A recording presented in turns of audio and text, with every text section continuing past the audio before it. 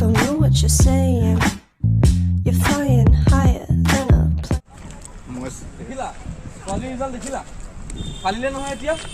দিয়া তাইক আৰু 4-5টাকে টিউচন দিয়া পঢ়িলিনে নাই বাপেৰে কি কৈছে পঢ়া শুনাটো মনে নাই দিনটো মোবাইল পিটিকি থাকিবি এতিয়া মই কথা শুনিব লগা হৈছে হ'ব আৰু তোমালোকে মনে মনে থাকা এতিয়া তোমালোকে কেতিয়াও মোৰ কথা বুজিবলৈ চেষ্টা নকৰিলা মই ইমান ক'লো মা মই সায়েন্স ভাল নাপাওঁ বা তোমালোকে কেতিয়াও মোৰ কথা নুশুনিলা ঐ প্ৰিয়া তোৰ ৰিজাল্ট কেনেকুৱা হ'ল জানানে মই ডিষ্টিংশ্যন পাইছিলোঁ মাহঁতে যে মেমহঁতক মিঠাই খাবলৈ আহিছে মোৰ ভাল হোৱা নাই ৰে ছেকেণ্ড ডিভিশ্যনহে পালোঁ ক'ৰ পৰা ভাল হ'ব পঢ়া শুনাটো মনেই নাই দিনটো যদি মোবাইলে পিটিকি থাকে উফ মা মোৰ সায়েন্স পঢ়াৰ ইচ্ছা নাছিলে মোৰ আৰ্টছ পঢ়াৰ ইচ্ছা আছিলে ইচ্ছা নাথাকাছিলে পঢ়ি মই কেনেকৈ ভাল ৰিজাল্ট কৰিম চব কি তোৰ মতে হ'ব নেকি এতিয়া তোৰ ভালৰ কথা চিন্তা কৰি তোক সায়েন্সত এডমিশ্যন দিছিলোঁ ভাবিছিলোঁ আমি তই ডক্টৰ হবি এতিয়া মই ছেকেণ্ড ডিভিশ্যন পাই ডক্টৰ হ'ব পাৰিম নে পাপা মোৰ কোনো ফালে নহ'ল মোৰ গোটেই জীৱনটো ধ্বংস হৈ গ'ল তই মোক কি হৈছে তইতো জানই মই সায়েন্সৰ ছাবজেক্টবোৰ ভাল নাপাওঁ মোৰ পলিটিকেল চায়েন্স আৰু ছ'চিয়লজিহে ভাল লাগিছিলে বাট মা দেউতাৰ সপোন যাতে মই ডক্টৰ হওঁ মোৰ সমাজ সেৱক হোৱাহে ইচ্ছা আছিলে মা দেউতাই মোক কেতিয়াও ছাপোৰ্ট নকৰিলে মই যে ভিতৰে ভিতৰে কিমান অকলশৰীয়া হৈ পৰিছিলোঁ মোৰ কাষত মোৰ বুজাৰ মানুহ কোনো নাছিলে তই জান কেতিয়াবা মোক এনেকৈ লাগিছিলে যাতে মই বহুত দূৰলৈ গুচি যাওঁ য'ত মোক কোনেও চিনি নাপায় য'ত মই মোৰ জীৱনটো মোৰ মতে আকৌ জীয়াব পাৰোঁ আৰে কি কৰিছে তোমালোকে ইয়াত প্ৰিয়া কি হৈছে তোমাৰ অঁ আজি তোমালোকৰ ৰিজাল্ট দিয়া কথা নাছিলে জানো কেনেকুৱা হ'ল মেম মোৰ ভালেই হৈছে কিন্তু তাইহে প্ৰিয়া তোমাৰতো মেট্ৰিকত ৰিজাল্ট ভালেই আছিলে এইবাৰ কি হ'লনো মেম তাই ছায়েন্স পঢ়াৰ ইচ্ছা নাছিল কিন্তু তাই মাক দেউতাকে জগতটো ছায়েন্স পঢ়ালে আৰু এতিয়া তাই ৰিজাল্ট বেয়া হ'ল আৰু সেই বস্তু তাইৰ গাতে দিছে তুমি নাকান্দিবাচোন আহা মই কথা পাতি আছোঁ আপোনালোকে এইটো কি কাম কৰিলে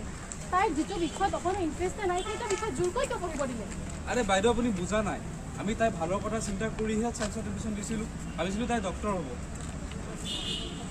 সেইটো কথা নহয় আচলতে আপুনি ভুলকৈ বুজিছে সকলোখিনি যোগান ধৰা বা সকলোখিনি তাইক সৰ্বস্ব দিয়া সেইটোৱে নহয়তো তাইক বাইদেউ আমি কি দিয়া নাই 4-5টাকে টিউচন দিছিলোঁ 4-5টা টিউচন দিলে নহ'ব নহয় তাইনো কি বিচাৰে তাইৰ কি হোৱাৰ সপোন সেইটোহে গুৰুত্বপূৰ্ণ কথা হয় আপুনি ঠিকে কৈছে আমিওতো আমাৰ ছোৱালীক তাৰ ইচ্ছামতেহে আৰ্টছ কৰাইছিলোঁ আজি সেইকাৰণে তাই এটা ভাল ৰিজাল্ট কৰিব পাৰিছে আমাৰ ছোৱালীৰ ভাল চিন্তা কৰাটো আমি কিবা ভুল কৰিছোঁ নেকি ডক্টৰ হ'লেহে সমাজত এটা উচ্চ স্থান পাব হাৰে আপুনি কি কথা কয় আৰ্টছ পঢ়ি কি সমাজত উচ্চ স্থান লাভ কৰিব নোৱাৰে নেকি আপুনি কি ক'ব বিচাৰিছে আমাৰ ছোৱালীয়ে কি পিছলৈ গৈ সমাজত উচ্চ স্থান লাভ কৰিব নোৱাৰিব নেকি প্লিজ আপোনালোকে অলপ মনে মনে থাকক চাওক সমাজত উচ্চ স্থান লাভ কৰিবলৈ হ'লে মানুহে ভাল কাম কৰিব লাগিব এনেকুৱা নহয় যে অকল ডক্টৰ হ'লেহে সমাজত উচ্চ স্থান পাব আপুনিয়ে ভাবকচোন এতিয়া তাই আজি যিটো ৰিজাল্ট কৰিলে সেইটোৱে জানো ডক্টৰ হ'ব পাৰিব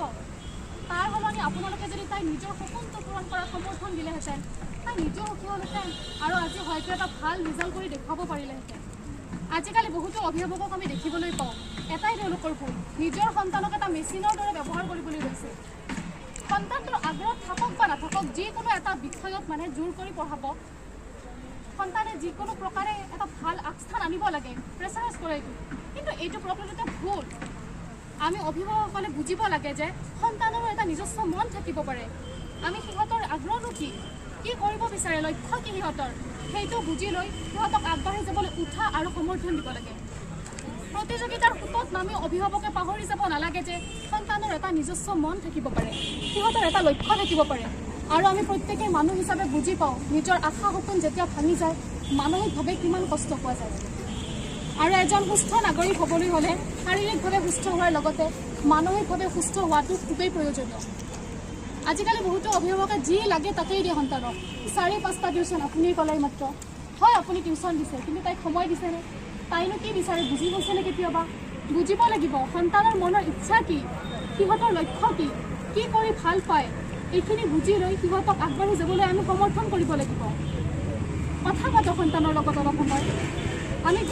সন্তান বুলি নহয় নিজৰ পৰিয়ালৰ যিখিনি মানুহ থাকে সকলোৱে ব্যস্ততাপূৰ্ণ জীৱনৰ পৰা অলপ আহৰি লৈ কথা পাতিব লাগে অলপ সময় কটাব লাগে যাতে ইজনে আনজনক বুজি পাব পাৰোঁ